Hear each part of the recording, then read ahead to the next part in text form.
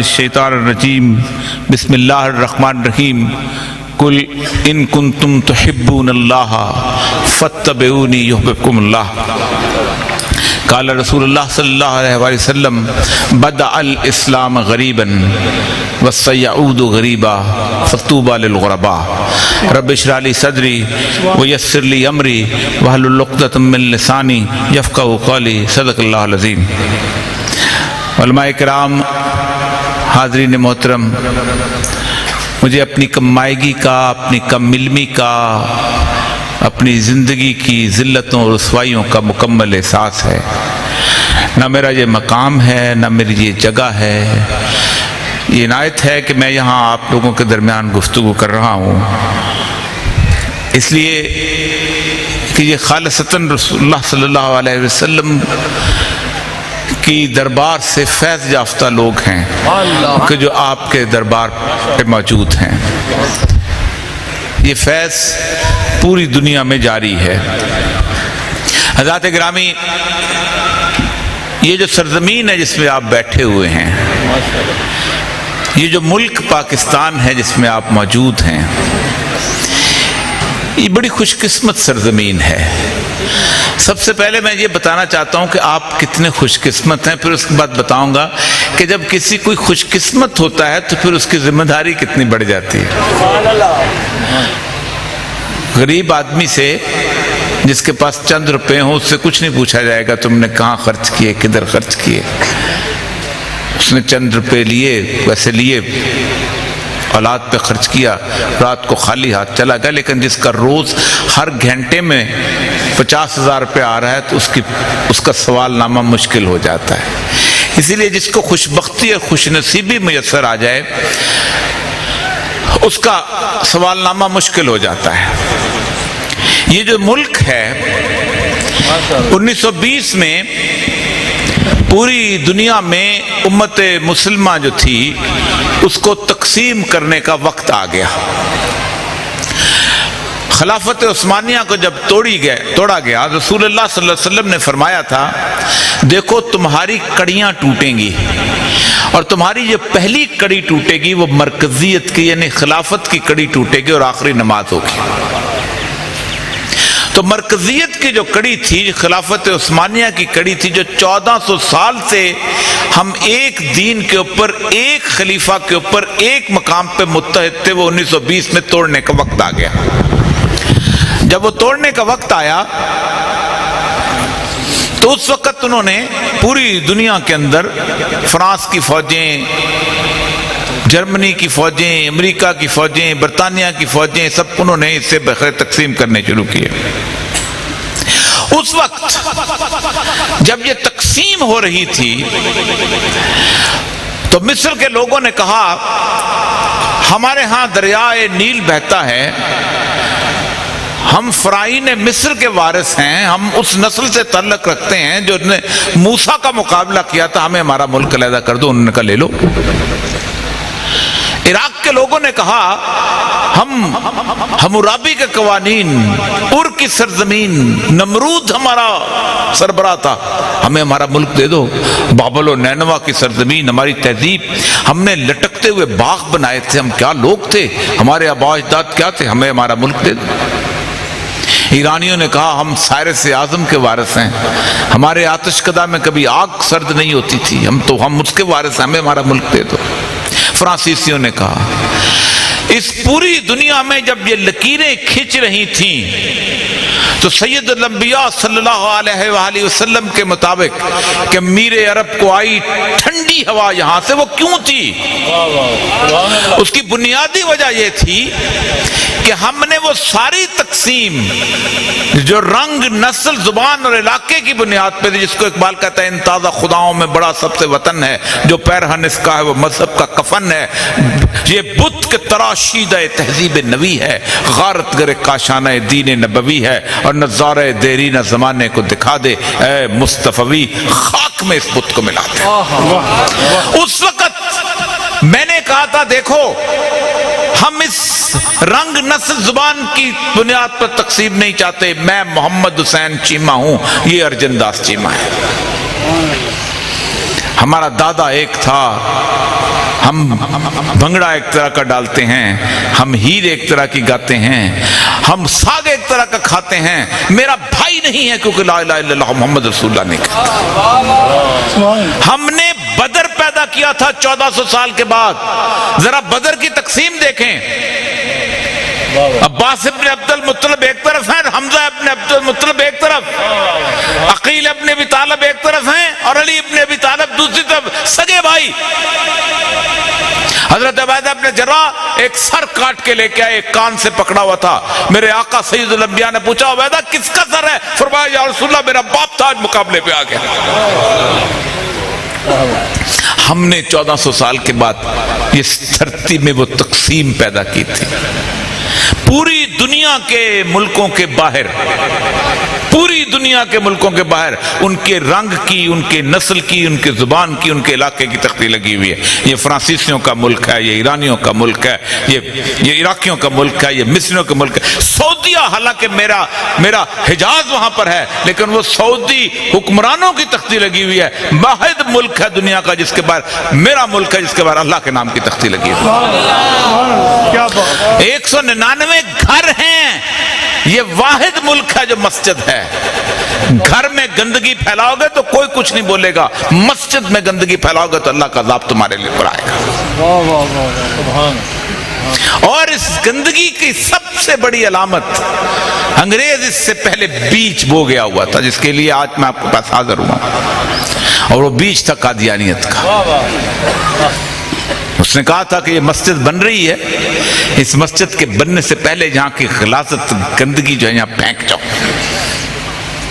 اور شرم کی بات سب سے بڑی یہ ہے، اور جس کی وجہ سے ہم پہ ادبار ہے، ہمیں صحیح لیڈرشپ نہیں مل رہی ہمیں، کہ اب تک سیدنا ابوبکر صدیق سے لے کے اب تک جتنے لوگوں نے رسول اکرم صلی اللہ علیہ وسلم کے بعد نبوت کا دعویٰ کیا، جہنم رسید کر دیے گئے سوائے اس شخص کے جو تبھی موت مرا۔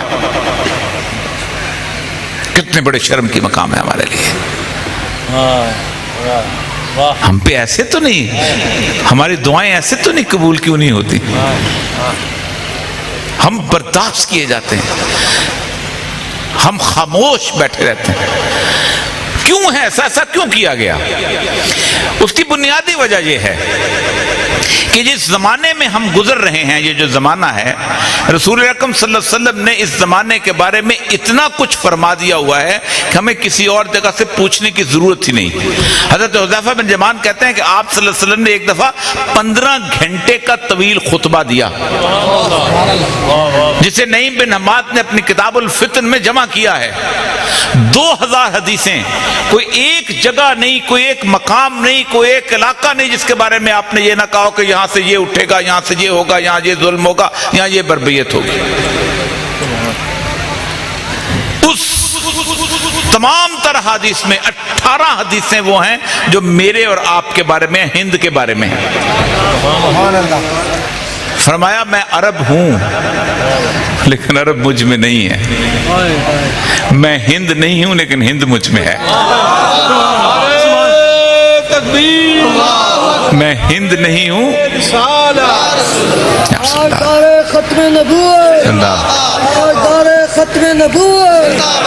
میں ہند نہیں ہوں لیکن ہند مجھ میں ہے۔ اور آپ اندازہ کریں کہ رسول اکرم صلی اللہ علیہ وآلہ وسلم نے اس سرزمین کے بارے میں کہا کہ اس علاقے کے وہ جھنڈے ہوں گے جو ایلیا میں جا کے گاڑ دیے جائیں گے۔ جو حدیث میں نے آپ کے سامنے پیش کرنے کا شرف حاصل کیا وہ آج کے دور کے بارے میں ہے۔ سب سے بڑی، آپ اندازہ کریں رسول اکرم صلی اللہ علیہ وسلم نے کسی اور قوم کے بارے میں تباہی کی بات نہیں کی۔ آپ صلی اللہ علیہ وسلم ایک دفعہ سو رہے تھے اور سوتے سوتے آپ کے ماتھے سے پسینہ آیا اور آپ کھڑے ہوئے اور آپ نے فرمایا وَيْلٌ لِّلْعَرَبِ، عرب کے لیے تباہی، مسلمانوں کے لیے نہیں کہا۔ پھر فرمایا وَيْلٌ لِّلْعَرَبِ، پھر کہا وَيْلٌ لِّلْعَرَبِ۔ آپ کی زوجہ ہماری ماں سیدہ زینب بنت جحش موجود تھیں۔ آپ نے پوچھا یا رسول اللہ کیا؟ وہ فرمایا من شر قد اقترب، کہ وہ فتنہ بہت نزدیک آ گیا ہے۔ پوچھا یا رسول اللہ کیا ہوا؟ فرمایا یاجوج اور ماجوج نے سوراخ کر لیا ہے، اور سوراخ کر لیا ہے تو وہ بات ہے، آپ نے، میں لمبی کہانی میں جانا نہیں چاہتا لیکن بتانا یہ چاہتا۔ فرمایا کیا ہوگا؟ کہا یاجوج ماجوج کون ہے؟ کہا میں تمہاری طرح کے انسان ہوں گے، 90 وہ ہوں گے، 10 تم رہ جاؤ گے، اگر کھلا چھوڑ گیا تو کیا کریں گے؟ فرمایا یہ معاش میں فساد پیدا کریں گے۔ معاشی نظام آج کا پورا معاشی نظام کن کے ہاتھ میں؟ ویل للعرب کیوں کہا گیا اور آپ پہ رحمت کیوں ہے؟ اس لیے کہا گیا، میں کہوں نا اوریا مقبول جان جو پنجابی ہے، میں کہوں نا منو بلے شاہ سمجھ نہیں آیا تو میری معافی نہیں ہے، منو بلے شاہ سمجھ آندہ ہے۔ میں کہوں نا منو سلطان باؤ سمجھ نہیں آیا تو منو آندہ۔ میں کہوں نا کہ بلے شاہ کہتا ہے بلے کی جانا میں کون، ترجمہ اردو میں کر، تو میں کہوں گا بھائی ترجمہ نہیں ہوندا، عرب کہے مجھے قرآن سمجھ نہیں آیا تو اس کی معافی نہیں ہے۔ عرب پہ قرآن نازل ہوا۔ فرمایا ایسا زمانہ تم پہ آئے گا کہ ایک عورت پوچھے گی، ایک جوتی پڑی ہوگی کہ یہ جوتی تو قریش کی لگتی ہے لیکن قریش زمین پہ نہیں ہوگا۔ سزائیں ملنے کا وقت ہے جس میں اس وقت آپ کو ہوشیار ہونا چاہیے۔ یہ وہ زمانہ ہے جس میں آپ کی خاموشی قیامت کے دن سید الانبیاء صلی اللہ علیہ وسلم کے حوض کوثر سے دوری کا باعث بن سکتی ہے۔ میں صحیح کہہ رہا ہوں۔ میں ایک حدیث آپ کے سامنے پیش کرتا ہوں۔ آپ صلی اللہ علیہ وسلم نے فرمایا، یہ لوگ کہتے ہیں نا کہ نہیں جی امن اور سکون اور اطمینان، نہ اللہ نے امن کے لیے بھیجا ہی نہیں ہے آپ کو اس دنیا میں۔ امن کے لیے بھیجنا تھا تو جنت کافی نہیں تھی، اس نے باطل سے طاغوت سے لڑنے کے لیے بھیجا ہے۔ یہاں پر اللہ نے حکم دیا جبریل علیہ السلام کو کہ جاؤ فلاں فلاں بستیوں پہ عذاب نازل کر دو۔ اچانک جبریل واپس چلے گیا اور کہا میں نے وہاں ایک شخص کو دیکھا ہے کہ جس شخص نے طرفت عین، آنکھ جھپکنے جتنا گناہ نہیں کیا۔ اس میں کوئی بڑا مقام ہے، آنکھ جھپکنے جتنا۔ اللہ کو کیا چاہیے؟ اللہ کے الفاظ سنیں، اللہ فرماتے ہیں، حدیث قدسی کے الفاظ ہیں، فرمایا یہ وہ بدبخت ہے کہ یہ عابد و زاہد تھا لیکن میرے نام کی غیرت پر اس کے چہرے کا رنگ نہیں بدلتا تھا۔ میرے نام کی غیرت پر اس کے چہرے کا رنگ نہیں بدلتا، اس کو نیچے پٹکو اور پوری بستی اس کے اوپر پٹکتا۔ من را منکم منکرن یغیر بہ بیدیہ، جو دیکھ لے برائی ہوتی ہے ہاتھ سے پکڑ کے روک لے۔ جو آیت میں نے آپ کے سامنے تلاوت کی ہے اس کا مقصود ہی یہی ہے بنیادی طور پر کہ ہاتھ سے پکڑ کے آپ کی عصمت و عزت و مرد ہو، آپ کی عزت و عصمت پر کوئی ڈاکہ ڈالنے کی کوشش کرے تو کیا پولیس کا انتظار کرتے ہو؟ FIR کا انتظار کرتے ہو؟ کیا کہتے ہو کہ میں ذرا سا قانون ہاتھ میں نہ لوں؟ اور جہاں سید الانبیاء صلی اللہ علیہ وآلہ وسلم کی عصمت طاہرہ کی بات آ جائے، فرمایا تم مسلمان ہو ہی نہیں سکتے جب تک تم اپنے ماں باپ، اپنے بہن بھائی، اپنے اولاد، اپنے رشتہ داروں سے زیادہ مجھے محبوب نہ بنا لو۔ اللہ ایمان علیہ اللہ محبت، اس میں ایمان ہے ہی نہیں جس میں میری محبت نہیں۔ اور محبت کی جو آیت میں نے آپ کے سامنے رکھی ہے کہ اللہ تبارک فرماتا ہے قل ان کنتم تحبون اللہ، اے نبی جو تمہارے پاس آتے ہیں نا، ہم کہتے ہیں ہم اللہ سے محبت کرنا چاہتے ہیں، اللہ نے ان کا جواب دیا فتبعونی، تیرے رنگ میں رنگ جائیں۔ اتباع کا اس سے بہتر ترجمہ نہیں ہو سکتا، تیرے رنگ میں رنگ جائیں۔ اور رنگ میں رنگنے کا ایک کلیہ مجھے جہاں سے علم کی بات ملے، مجھے ایک انگریز کی کتاب سے ملا۔ اس نے ایک کتاب لکھی آرٹ آف لونگ، محبت کرنے کا فن کیا ہے۔ حیران کن کتاب ہے۔ اس نے کہا ہے کہ میں نے مسلمان صوفیاء کی کتابوں میں سے یہ چیز اخذ کی ہے۔ ایرک فرام اس کا نام ہے، آپ لوگ جو پڑھے لکھے لوگ ہیں اس کتاب کو دے۔ وہ کہتا ہے کہ جس سے آپ محبت کرنا شروع کرتے ہیں سب سے پہلے اس کے بارے میں اپنے علم میں اضافہ کرتے ہیں۔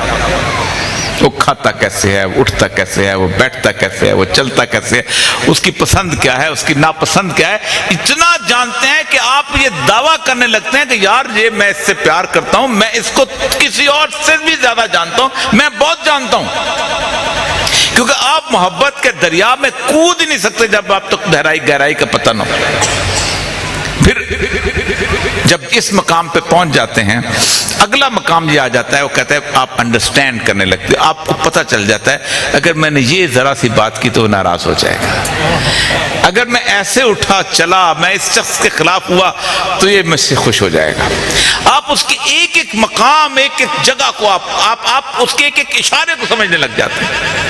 اگلا مقام, وہ تیسرا مقام کہتا ہے کہ جب اس مقام سے آپ گزر جاتے ہیں تو پھر آپ اس شخص کو اس مقام پہ کھڑا کرتے ہیں کہ پھر وہ جو سید الانبیاء نے فرمایا ایکم مثلی, تم میری مثل ہو.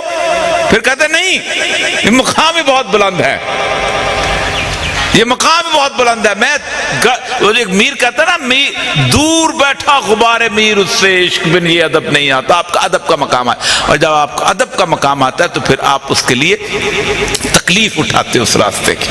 سید الانبیاء صلی اللہ علیہ وسلم کو حضرت محمد بن مسلمہ وضو کروا رہے تھے. آپ نے سوال کیا مجھ سے عشق کرتے ہو؟ فرمایا یا رسول اللہ آپ سے عشق کرتا ہوں. آپ نے دوبارہ پوچھا مجھ سے عشق کرتے ہو؟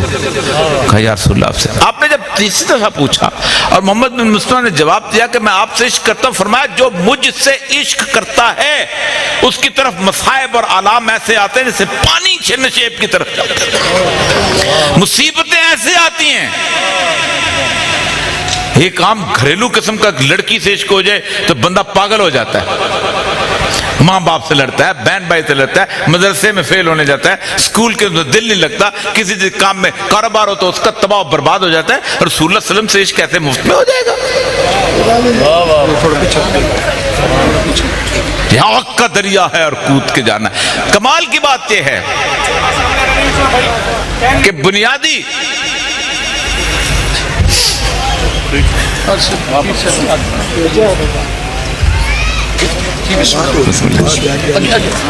فتنہ ایسا کیوں کیا گیا؟ ایسا اس لیے کیا گیا کہ رسول اکرم صلی اللہ علیہ وسلم کی ایک حدیث ہے اور بڑی کمال کی حدیث ہے, بخاری اور مسلم دونوں میں. آپ نے ایک دفعہ بیٹھے ہوئے صحابہ سے کہا کہ تم پر ایک زمانہ ایسا آئے گا کہ جب پڑھے لکھے لوگ جو ہیں وہ جہاد کا انکار کرنے لگیں گے. جب پڑھے لکھے لوگ جو ہیں وہ جہاد کا انکار کرنے لگیں گے. صحابہ نے پوچھا یا رسول اللہ ایسا ہوگا کہ نہ ہوگا؟ آپ نے فرمایا ہوگا, لیکن جس کو وہ زمانہ مل جائے وہ جہاد کا بہترین زمانہ ہوگا, اس سے بہتر زمانہ جہاد کا نہیں آئے گا. اور دوسری بات بتائی آپ نے, فرمایا پوچھا کہ یا رسول اللہ پڑھے لکھے لوگ؟ کہا ہاں یہ وہ لوگ ہوں گے جن پر اللہ کی لعنت ہے, اس کے تمام رسولوں کی لعنت ہے, اور تمام فرشتوں کی لعنت ہے, اور تمام لعنت کرنے والوں کی لعنت ہے. اس جہاد کے انکار کے لیے اس ختم نبوت کے خلاف مرزا غلام احمد قادیانی کا بیچ بویا ہے, کوئی اور نہیں تھا. خلافت کیوں مرکزیت ختم کی گئی؟ پوچھا مولانا کفایت اللہ کافی سے انگریز نے کہ تم کیوں بات کرتے ہو مرکزیت کی؟ اس نے کہا ہمارے خلاف کیوں ہو اس طرح؟ تو ہڈسن نے کہا تھا, اس نے کہا تھا اس لیے کہ اگر تمہارا ایک خلیفہ ہو گیا تو جس دن وہ جہاد کی کال دے گا سب پہ فرض ہو جائے گا, اس لیے ہم تم کو تقسیم کر رہے ہیں, کسی کو ایرانی بنا رہے ہیں, کسی کو فلاں بنا رہے ہیں, کسی کو. اور آپ تو وہ قوم ہیں, وہ لوگ ہیں. میں صرف ایک خوش قسمتی, صرف آج آپ کو خوش قسمتیاں بتانا چاہتا ہوں, اس لیے کہ اگر آپ کو خوش قسمتی پتہ چل جائے تو ذمہ داری بڑھ جاتی ہے. جس کو باپ لاڈ کرے تو باپ توقع کرتا ہے کہ میری عزت پہ کھڑا ہوگا. آپ صلی اللہ علیہ وسلم سے, آپ صلی اللہ علیہ وسلم تشریف فرماتے, صحابہ سے آپ نے پوچھا کہ مجھے بتاؤ بہترین ایمان کس کا ہے؟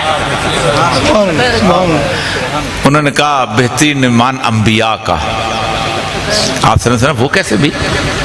انہوں نے تو اللہ کے براہین کو دیکھا ہوتا ہے. حضرت ابراہیم کہتے ہیں میری تسلی نہیں ہوتی, اللہ کہتا ہے یہ دیکھو میں تمہیں بھی تسلی کرا دیتا. انہوں نے تو ہر مقام तमाम हर चीज। फिर फरमाया अच्छा फिर फरिश्तों का होगा। फरिश्ते वो तो तकवीन का हिस्सा है, अल्लाह ऑर्डर करता है, वो सुनते हैं, इस कायनात को जानते हैं, सारी चीजें अल्लाह ताला ने उनके अंदर किसी किस्म की कोई ईमान से भटकने का रास्ता ही नहीं रखा हुआ। अब साहबा जरा सा खुश हुए कि शायद हमारी बात आ जाए। फरमाया या रसूल अल्लाह फिर हमारा ईमान बेहतर होगा। और तुम्हारा कैसे? मैं तुम्हारे दरमियान मौजूद हूं, तुमने मुझे देखा हुआ है और मुझे देख के इनकार करोगे? का ईमान उनका बेहतर है, सबसे बेहतर, कि जिन्होंने मुझे नहीं देखा, जिन तक सिर्फ मेरी आयत पहुंची, मेरी निशानियां पहुंची है। मेरे भाई तो वो हैं जो तुम्हारे बाद आने वाले हैं, तुम तो मेरे असहाब हो। जिन लोगों को सैयदुल अंबिया अपना भाई कहे अपने बाद आने वालों को, वो अपने भाई की इज्जत और नामूस पे कट न मरे तो कल क़यामत के दिन क्या मुंह लेके जाएंगे? बदा अल इस्लाम गरीबन, रसूल अकरम सल्लल्लाहु अलैहि वसल्लम ने फरमाया देखो इस्लाम की इब्तिदा अजनबियत में हुई थी, रोने की जरूरत नहीं है, आपने रास्ता बता दिया है। कहा कोई जानता ही नहीं था। अम्मार बिन यासिर के वालिद और उनकी वालदा को जिस तरह ज़िबा कर दिया गया, कोई जानता ही नहीं था, कोई पहचानता नहीं था। बदा अल इस्लाम गरीबन। और कमाल की बात देखें कि जो 91 लोग रसूलुल्लाह सल्लल्लाहु अलैहि वसल्लम वहां से मक्के से लेके 91 लोग थे टोटल, मदीना लेके पहुंचे थे, और 91 जो थे वो मदीना वालों को मिला के तो एक साल के अंदर 313 हुए थे टोटल। और इन 313 के पास क्या था जब बदर में लेके निकले आप? 2 घोड़े, 6 जिरहें और 8 तलवारें। हर किसी के पास हथियार भी नहीं था। 2 घोड़े, 6 जिरहें और 8 तलवारें, मुकाबले पे 1000 का वो लश्कर था जिसके बाद हर एक के पास जिरा थी, हर एक के पास तलवार थी, घोड़े थे और क्या कुछ नहीं था। जब रवाना होने लगे रसूलुल्लाह सल्लल्लाहु अलैहि वसल्लम, 70 किलोमीटर का फासला है, पूरे रास्ते किसी ने कहा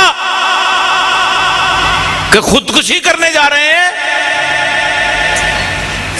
एक सवाल किसी ने पूछा साहबी ने कि या रसूलुल्लाह परवान ले जा रहे हो?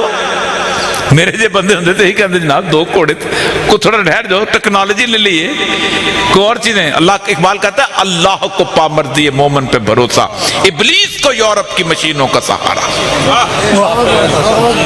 कम मिन फिअतिन कलीलतिन गलबत फिअतिन कसीरा।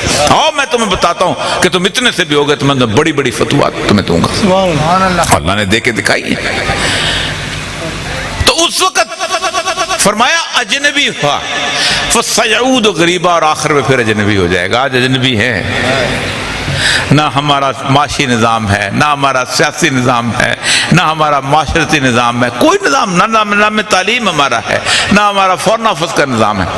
अब हल क्या बताते हैं मेरे आका सैयदुल अंबिया?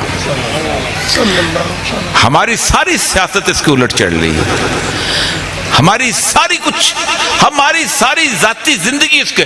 फरमाया फतूबा लिल गुरबा, मैं उन लोगों को खुशखबरी देता हूं, मैं उन लोगों को बशारत देता हूं, बेहतरीन जब इस्लाम अजनबी हो जाए, जब आप कहें कि हमें यूरोप वाले नहीं पहचानते, हमें मगरब वाले नहीं पहचानते, हमारी जिंदगी, हमारी दुनिया में हमारा नाम मकाम नहीं है, फरमाया मैं खुशखबरी देता हूं जो अजनबी होना पसंद कर लेंगे। ये नहीं कि अमेरिका साथ नहीं है तो परेशान हो जाएंगे, हाँ फख्र इस बात पे करेंगे कि अमेरिका साथ नहीं है। तकबीर, नारे रिसालत, नारे खिलाफत, नारे हैदरी। ये फख्र तो कादियानी करेगा कि मेरे 90 ममालिक में दफ्तर बन गए हुए हैं और मैं जर्मनी में मुझे पोप के साथ बैठाया जाता है और इंग्लैंड में मैं चेल्सी में रखा जाता है, ये और कनाडा के अंदर मेरा, ये कादियानी का फख्र है। सैयदुल अंबिया की उम्मत का फख्र तूबा लिल गुरबा, अजनबियत फख्र है हमारा। हम 4 भी होंगे तो हम हैं, इसलिए कि तादाद की क़यामत के दिन नहीं है। एक बात याद रखो, سید الانبیاء صلی اللہ علیہ وسلم جب صحابہ بہت تکلیف میں آئے تو آپ نے فرمایا دیکھو یاد رکھو تم پہ تو مصائب آئے نہیں ہیں.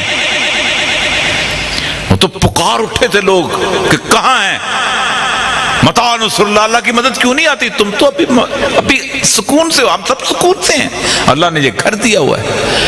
آپ حیران ہوں گے کہ اگر کامیابی دنیا کی اللہ کے ہاں کامیابی کی علامت ہوتی تو ہزاروں پیغمبر ایسے ہوں گے جن کے پیچھے ایک امتی بھی نہیں ہوگا, ایک امتی بھی نہیں ہوگا, وہ فیل ہو گئے. ان سے زیادہ کامیاب کون ہے, ان سے زیادہ عظیم کون ہے؟ ان کے سر پہ دستار ہوگی, کسی کامیاب کے سر پہ دستار نہیں ہوگی. بے شک 1.5 کروڑ ووٹ لے کے آ جائے اللہ کے سامنے, وَإِن تُطِعْ أَكْثَرَ مَنْ فِي الْأَرْضِ يُضِلُّوكَ عَنْ سَبِيلِ اللَّهِ. پھر بتا دوں اللہ کے رسول صلی اللہ علیہ وسلم کے اوپر جو قرآن اترا ہے اس میں اللہ نے اتنی بڑی اکثریت کی نفی کی ہے. اے نبی یاد رکھو اگر تم اکثریت کی پیچھے چلو گے دنیا میں بسنے والوں کی, یُضِلُّوكَ عَنْ سَبِيلِ اللَّهِ, تمہیں اللہ کے راستے سے بھٹکا دے گی. آج کل کی جیسی دنیا دے نال نہیں چل سکتے, مڑا میرا ہے نا دنیا. اور یاد رکھو اس فتنے کی اس وقت جو جس کی استطاعت ہے, اگر وہ اس کی استطاعت کے مطابق اگر وہ اس کے رنگ نہیں بدلتا نا چہرے کا تو اللہ کے غضب کے لیے تیار ہو جائے, اللہ کے غضب کے لیے تیار ہے. کیوں؟ اس کی وجہ یہ ہے کہ یہ واحد فتنہ ہے جو پورے عالم میں اسلام کے وہ چیلنج بنا ہوا ہے اس وقت. یہ واحد فتنہ ہے کہ آپ کے ہر دشمن کے گھر میں پلتا ہے. میں یہاں سے جاؤں تو مجھے راستہ بھی نہیں ملے اسرائیل کے اندر, ان کا ہیڈ کوارٹر وہاں پر موجود ہے. مجھے انگلینڈ میں تو خیر 13 ملکوں میں انہوں نے کہا ہے دفع ہو جاؤ, نکل جاؤ. میرے لیے اعزاز کی بات, میرے لیے فخر کی بات, مجھے جتنے ملکوں سے نکالو گے فخر کی بات, سمپل سی بات ہے. اللہ کا کرم ہے میرے اوپر کہ تم لوگ مجھے کہتے ہو کہ ہماری سرزمین میں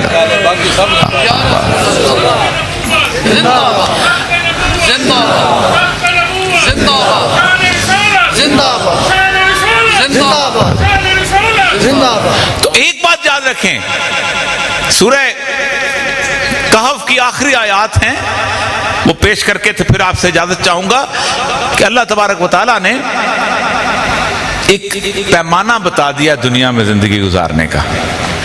اللہ فرماتے ہیں قُلْ هَلْ نُنَبِّئُكُمْ بِالْأَخْسَرِينَ أَعْمَالًا.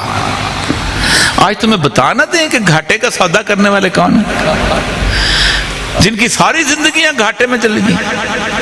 قُلْ هَلْ نُنَبِّئُكُمْ بِالْأَخْسَرِينَ أَعْمَالًا الَّذِينَ ضَلَّ سَعْيُهُمْ فِي الْحَيَاةِ الدُّنْيَا. وہ جن کی پوری زندگی دنیا کے گرد گھومتی رہتی ہے.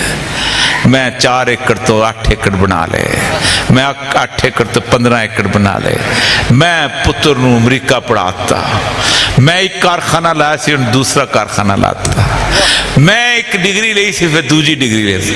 الذین ضل سعیہم فی الحیات الدنیا وہم یحسبون انہم یحسنون صنعا. اور خوبصورت بنا کے لوگ دستے نے اے میڈل لاؤ میرے سینے تے, میں آکسفورڈ دے وچ کر لیا. اللہ کہندا ہے تمام یاد رکھو کوئی اور راستہ نہیں ہے تمہارے ہاں, صرف ایک راستہ ہے, کوئی اور راستہ نہیں ہے, صرف فاتبعونی. رنگ میں رنگ جاؤ سید الانبیاء صلی اللہ علیہ وسلم کے. جو رنگ میں نہیں رنگتا وہ اللہ کہتا ہے, اللہ فرماتے ہیں یہاں پر کہ فاتبعونی یحببکم, اللہ تم سے محبت کرنے لگے گا. یہ نہیں کہ تم اللہ کہتے تم میرے محبوب صلی اللہ علیہ وسلم کی رنگ میں رنگ جاؤ, میں تم سے محبت کرنے لگوں گا, میں تم سے پیار کروں گا. ہم اس وقت جس دور میں گزر رہے ہیں اور اس دور کی نشانیاں جو ہمارے سامنے واضح ہو رہی ہیں, اب تو حدیثوں کی بزرگ بیٹھے ہوئے ہیں، اسماء الرجال کی وہ تخریج نکالنے کی ضرورت نہیں رہ گئی. آفتاب آمد، دلیل آفتاب، جن 57 ملکوں میں سے جن ملکوں کے بارے میں میری نبی نے فرمایا تھا یہاں جنگ شروع ہوگی وہیں شروع ہوئی. فرمایا یمن میں ہوگی، فرمایا شام میں ہوگی، فرمایا مصر میں ہوگی، فرمایا عراق میں ہوگی، اور اس کے بعد آپ نے فرمایا کہ کیا کیا کچھ ہوگا اور شام میں جب ہوگی. اب ہم اس زمانے میں آ گئے ہیں، اور اس زمانے کے اندر آپ صلی اللہ علیہ وسلم نے فرمایا پھر دیکھیں کہ آپ کے جو اعمال کا اجر بھی بہت زیادہ ہے، کہ آپ نے فرمایا وہ زمانہ آ جائے گا تمہارے کہ میری ایک سنت پر عمل کرنا ایسے ہوگا جیسے انگارہ اپنے ہاتھ پہ رکھنا ہے. انگارہ اپنے ہاتھ. آج آپ کسی دنیا میں کسی بڑے جگہ پہ آپ جا کے دیکھیں، آپ رسول اللہ صلی اللہ علیہ وسلم کی سنت کے مطابق نماز پڑھنے کی کوشش کریں، آپ کے لیے کسی تکلیف دہ میٹنگز کے اندر باقی جگہ پہ ہوتا ہے. تو بہرحال عرض کرنے کا مقصد بنیادی طور پہ یہ ہے، اللہ تبارک و تعالی اس دربار کی رحمتوں اور برکتوں کا صدقہ اور ان صوفیاء کا صدقہ جنہوں نے کہاں کہاں دین پھیلایا ہے. میں کبھی کبھی بتایا کرتا ہوں لوگوں کو کہ ہمارے صوفیاء کتنے کمال کے لوگ تھے کہ ہر دور کے حساب سے وہ ڈھلے ہیں. انڈونیشیا میں گیا جی، انڈونیشیا میں کوئی مذہب نہیں تھا جب صوفیاء پہنچے تھے، تابعین تھے ہمارے جو پہنچے تھے اور تبع تابعین تھے. تو انہوں نے دیکھا کہ یہاں تو کوئی مذہب کے مقابلے میں مذہب دیا جاتا ہے. تو صوفیاء نے دیکھا کہ یہ روز رات کو پتلی کا تماشا دیکھ کے سوتے ہیں. اب یہ دیکھیں یہ ہوتا ہے دین کی سمجھ. انہوں نے تمام بزرگوں کی پتلیاں بنائیں اور ان کو دین سمجھایا. آج وہاں پتلیاں ختم ہو گئی ہیں، دین باقی. یہاں آ کے پہلی چیز جو ہمارے صوفیاء بزرگوں نے دیکھا کہ یہ وہ ملک ہے کہ جس ملک میں شودر کھچتری کے ساتھ نہیں بیٹھ سکتا، کھچتری ویش کے ساتھ نہیں بیٹھ سکتا، ویش برہمن کے ساتھ نہیں بیٹھ سکتا. کیا کام کیا انہوں نے؟ کچھ نہیں کیا. ایک لمبا سا لنگر بچھایا اور شودر کو کہا آؤ بیٹھو تو میرے ساتھ. اس نے کہا یہ معین الدین چشتی، یہ سفید رنگت والا شخص دیوتاؤں کی طرح کا چہرہ، یہ کیا خوبصورت آنکھیں، جس کے چہرے سے نور، یہ شودر کے ساتھ بیٹھ کے ایک پیالے میں کھانا کھاتا. پورا مذہب توڑ دیا ہندوؤں کا.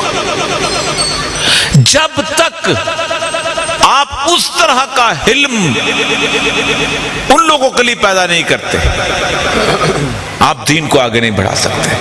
اور دوسرا، ہر کافر سے، ہر دوسرے مذہب سے آپ تعلق بنائیں گے تو تب وہ آپ کے دین میں آئے گا.